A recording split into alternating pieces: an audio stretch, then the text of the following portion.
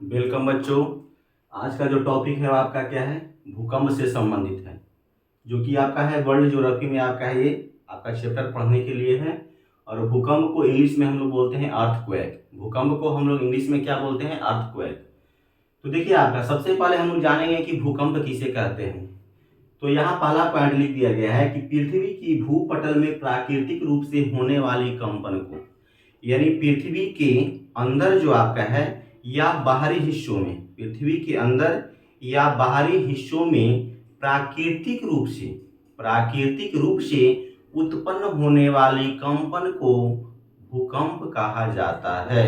चलिए आगे आपका है, देखिए संबंधित क्वेश्चन आपका स्क्रीन पे यहाँ लिखा गया है। आपका रेलवे एसएससी में इस तरह का क्वेश्चन बहुत बार देखा गया है कि भूकंप का अध्ययन क्या कहलाता है। तो भूकंप को सीस्मो भी कहा जाता है। भूकंप सीस्मो अर्थात भूकंप होता है, और लॉजी का मतलब होता है अध्ययन। तो जिस शाखा के अंतर्गत भूकंप का अध्ययन किया जाता है वह सीस्मोलॉजी कहलाता है। जिस शाखा के अंतर्गत भूकंप का अध्ययन किया जाता है वह क्या कहलाता है, सीस्मोलॉजी कहलाता है। फिर आपका है संबंधित आपका है इससे क्वेश्चन कि भूकंप के लहरों का आकलन जो आपका है वह किस ग्राफ पर किया जाता है। भूकंप के लहरों का आकलन जो आपका है वह किस ग्राफ पर किया जाता है। तो इसका आंसर हो जाएगा सीस्मोग्राफ। किस पर किया जाता है, सीस्मोग्राफ पर किया जाता है। अगला आपका है कि भूकंप की तीव्रता। आप लोग को ये भी क्वेश्चन बहुत बार देखा गया है कि भूकंप की तीव्रता जो आपका है वह किस पैमाने पर ज्ञात किया जाता है।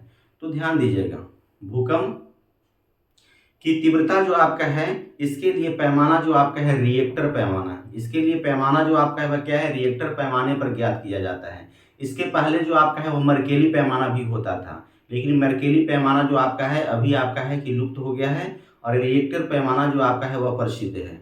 अब एक चीज इससे संबंधित आप लोग एक चीज और जान जाएगा, कभी कभी हो सके क्वेश्चन पूछ दे कि रिएक्टर पैमाना का खोज जो आपका है वह किसने किया था। तो इसको आप लोग नोट कर लीजिएगा कहीं ना कहीं। रिएक्टर पैमाने की खोज 1935 ईस्वी में, 1935 ईस्वी में कार्ल रीचर ने किया था। किसने किया था, कार्ल रीचर ने किया था। कब किया था, 1935 में। इससे संबंधित सिस्मोग्राफ से संबंधित और भी क्वेश्चन आप जानेंगे। देखिए आपका उससे क्वेश्चन आपका पूछता है कि सिस्मोग्राफ पर जो आपका है कुल कितने अंक को निर्धारण किया गया है। सिस्मोग्राफ जो क्या बोलते हैं, रिएक्टर पैमाना पर जो आपका है कुल कितने अंकों को निर्धारण किया गया है। तो रिएक्टर पैमाना पर 1 से लेकर के 9 अंकों को निर्धारण किया गया है। अब एक चीज और जानिएगा, अब एक चीज और आप लोग समझिएगा। प्रत्येक जो अंक जो आपका है, प्रत्येक अंक जो आपका है, जैसे रिएक्टर पर आपका रिएक्टर स्केल पर 1 से जैसा ही आपका 2 बढ़ता है तो इसमें देखा गया कि 1 अंक की वृद्धि हुआ। तो प्रत्येक अंक की वृद्धि पर भूकंपीय तीव्रता जो आपका है वह 10 गुना अधिक को प्रदर्शित करती है। ये आप दिमाग में रखिएगा। प्रत्येक एक रिएक्टर पैमाना की इकाई आपका है कि वह आगे बढ़ता हुआ प्रदर्शित करेगा। तो इसका मतलब, इसका अर्थ ये है कि जो पीछे आने वाली जो तीव्रता थी उसका जो आपका है आगे आने वाली एक इकाई जो आपका है वह 10 गुना अधिक जो आपका है वह तीव्रता उसमें होगा।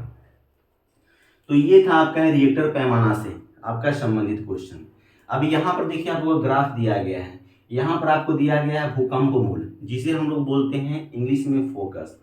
तो भूकंप मूल किसे कहते हैं, आइए हम लोग इसको भी जान लें।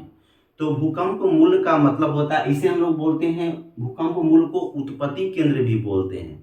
अर्थात भूकंप केंद्र आपका है कि भूकंप मूल वह स्थान है जहां से सबसे पहले भूकंप की उत्पत्ति हुई। पृथ्वी के जिस स्थान से भूकंप का उत्पत्ति पहले हुआ वह कहलाता है उत्पत्ति केंद्र या भूकंप मूल, या इंग्लिश में फोकस बोलते हैं। उत्पत्ति जहां हुआ, भूकंप की उत्पत्ति जहां पर हुआ ये आपका भूकंप मूल।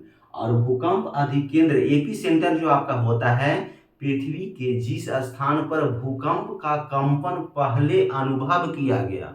सुन लीजिए, एपी सेंटर भूकंप अधिकेंद्र जो आपका होता है वह क्या होता है, पृथ्वी के वैसे स्थान जहां पर भूकंप का अनुभव पहले हुआ, सबसे पहले हुआ, यह आपका भूकंप का अधिकेंद्र कहलाता है। और जिस स्थान से भूकंप की उत्पत्ति हुई वह आपका उत्पत्ति केंद्र, या इंग्लिश में उसको फोकस बोलते हैं, या हिंदी में उसे दूसरा आपका है कि भूकंप मूल को नाम से जाना जाता है। क्लियर हो गए हम? अब आपका यहाँ पर देखिए, यहाँ पर ग्राफ में मैंने आपको बताया है कि भूकंपीय तरंग जब उत्पन्न होती है, भूकंप जब उत्पन्न होती है तो उत्पन्न होने के दौरान इसमें से तरंग निकलती हैं, वेव निकलती हैं। तो भूकंप उत्पन्न होने के दौरान जो आपका है वह 3 प्रकार के तरंग उत्पन्न होती है। एक आपका प्राथमिक तरंग जिसे इंग्लिश में बोलते हैं प्राइमरी वेव, दूसरा द्वितीयक तरंग जिसे बोलते हैं सेकेंडरी वेव, और तीसरा जो आपका है वह है एल वेव या रे लाइट वेव जिसे बोलते हैं सतही तरंग। जिसे क्या बोलते हैं? सतही तरंग। पहला जो है प्राइमरी वेव यानी प्राथमिक तरंग, दूसरा द्वितीयक तरंग सेकेंडरी वेव, और तीसरा सतही तरंग आर वेव या रे लाइट वेव या एल वेव के नामों से जाना जाता है। यहाँ पर आपको स्क्रीन पर देख रहे होंगे, पहला का आपका चर्चा पॉइंट है कि इसका औसत वेग। अब इसमें हम लोग नोट कर लेंगे, कहीं ना कहीं आप लोग इसको नोट कर लीजिएगा, बाद में इसको आप पढ़ करके इसको याद कर लीजिएगा। क्वेश्चन आपका पूछेगा कि प्राइमरी वेव चलने की औसत वेग जो आपका है वह कितना है, तो 8 किलोमीटर प्रति सेकेंड। 8 किलोमीटर यानी कि 1 सेकेंड में 8 किलोमीटर रफ्तार से वह चलती है प्राइमरी वेव। दूसरा पॉइंट है यह तीनों माध्यम से होकर गुजरती है। माध्यम में देखा जाए तो ठोस, द्रव और गैस। इस तरह के सवाल जो आपका है वह देता है कि प्राथमिक तरंग जो आपका है वह किस माध्यम से होकर के गुजरती है। तो आप लोग दिमाग में रखेंगे इस बात को कि यह तीनों माध्यम से होकर गुजरती है। माध्यम मतलब क्या? ठोस, द्रव और गैस, मतलब कि तीनों माध्यम ठोस, द्रव और गैस तीनों से होकर के गुजरती है। तीसरा आपका पॉइंट यह सबसे तीव्र गति से होता है। ऐसे ही आपको देखने से पता लग रहा होगा कि 8 किलोमीटर प्रति सेकंड यानी सबसे जो चलने वाली तरंग होती है उसमें सर्वाधिक तेज गति से चलती है। दूसरा आपका है सेकेंडरी वेव। सेकेंडरी वेव का यहाँ देखिए, अब इसका औसत वेग जो आपका है वह 4 किलोमीटर प्रति सेकंड। पहला का था 8 किलोमीटर प्रति सेकंड और दूसरा का है 4 किलोमीटर प्रति सेकंड। दूसरा इसकी यानी कि तरंग की संचरण करने की, जो गमन करने की जो आपका स्थिति है वह आपका सिर्फ ठोस माध्यम है। तो ध्यान दीजिएगा, वहां तीनों माध्यम था, प्राथमिक में तीनों माध्यम था, ठोस, द्रव और गैस। लेकिन द्वितीयक तरंग जो आपका होती है इसमें आपका है सिर्फ माध्यम जो आपका होता है वह ठोस होता है। उसी प्रकार से यहाँ देखेंगे तीसरा में, यहाँ पर तीसरा में देखेंगे तो इसकी औसत वेग जो आपका होता है वह 1.5 से 3 किलोमीटर प्रति सेकंड। आप स्क्रीन पर देख रहे होंगे इसको। इसका औसत वेग जो एल वेव है, आर वेव है, रे लाइट वेव है, सतही तरंग है, इसकी औसत वेग जो आपका है वह 1.5 से लेकर के 3 किलोमीटर प्रति सेकंड। फिर दूसरा आपका पॉइंट यहाँ पर दिया गया है, यह तीनों माध्यम में संचरण करती है। जिस प्रकार से प्राथमिक तरंग तीनों माध्यम से ठोस, द्रव, गैस में संचरण कर रही थी, यहाँ भी वही चीज होगा। यानी एल वेव जो यानी सतही तरंग है वह तीनों माध्यम से होकर के गुजरती है, ठोस, द्रव और गैस। फिर आपका है यह सर्वाधिक विनाशकारी। ये देखिए क्वेश्चन आपका है बहुत बार एग्जाम में देखा गया है, क्योंकि बहुत ऐसे बच्चों को लगता है कि सबसे तीव्र गति से चलने वाला है प्राथमिक तरंग इसलिए विनाशकारी भी होगा। तो नहीं, ऐसा नहीं होता है। ये आपका है धरातलीय तरंग है, यानी सतह पर चलने वाली तरंग है। तो जब पृथ्वी का जब भूकंप होती है तो विनाश की स्थिति जो आपका है पृथ्वी के धरातल पर देखा जाता है।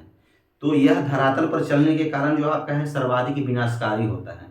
तो आप लोग कहीं ना कहीं इसको नोट कर लीजिएगा कि सर्वाधिक विनाशकारी जो आपका होता है वह कौन आपका वेव होता है, तो यह आपका सतही वेव होता है। या इसीलिए इसको धरातलीय वेव भी कहा जाता है।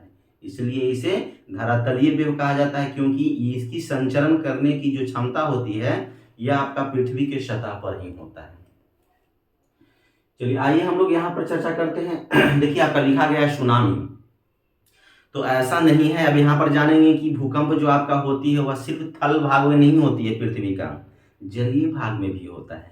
तो सबसे पहले हम समझेंगे सुनामी। सुनामी जो आपका है, देखिए सुनामी से संबंधित एक क्वेश्चन आप लोग कहीं नोट कर लीजिएगा।